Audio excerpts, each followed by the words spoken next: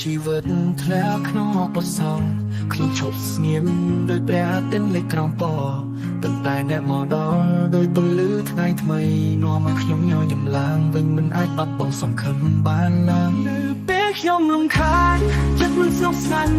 ดังน้องกำแกล้งมองออกมาตักตัวสาวแก้วงอหายโชว์ไม่สกอร์ท้าปิดพบลุกในศาสตร์นางตัวสันบาเมียนมันเป็นได้เชื่อมวยគ្នាទៅឆ្ងាយមុតអើយណាជាណាធ្វើខ្ញុំសើចទោះបីថ្ងៃភ្លៀងឬថ្ងៃប្រាទាំងរាតែលំសំណាក់មកជួយឲ្យតែដងស្រាបើគ្មានអ្នកខ្ញុំមិនដឹងថានឹងរស់យ៉ាងដូចតែអើយណាជាណាធ្វើខ្ញុំសើចទោះបីថ្ងៃភ្លៀងឬថ្ងៃប្រាទាំងរាតែលំសំណាក់មកជួយឲ្យតែដងស្រាបើគ្មានអ្នកខ្ញុំមិនដឹងថានឹងរស់យ៉ាងដូចតែ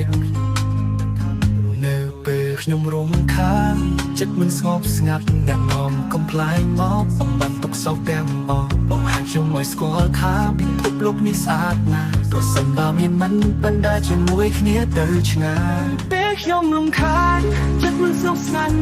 អ្នកនាំកំប្លែងមកអំបានទុកសោកទាំងមកហើយខ្ញុំឲ្យស្គាល់ថាពិភពលោកនេះស្អាតណាស់ទោះសិនបើមានមិនបណ្ដាជាមួយគ្នាទៅឆ្ងាយ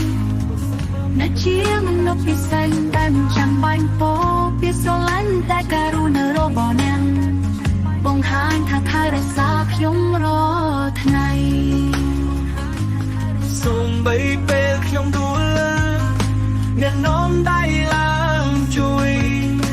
ព្រះអាទិត្យក្នុងចិត្តខ្ញុំចាប់ផ្ដើមរះឡើងវិញសូមអរគុណសម្រាប់សំណាញ់នឹងទឹកភ្នែកតែចែករំលែកមិនរបងខ្ញុំអ្នកជាអំណោយដល់អបំផុតនៅពេលខ្ញុំរំលងពេលលំបាកអ្នកនៅទីនោះជានិច្ចអ្នកជាមិនដែលធ្វើឲ្យខ្ញុំញញឹមជានិច្ចជាមិនដែលធ្វើឲ្យខ្ញុំញញឹមជានិច្ច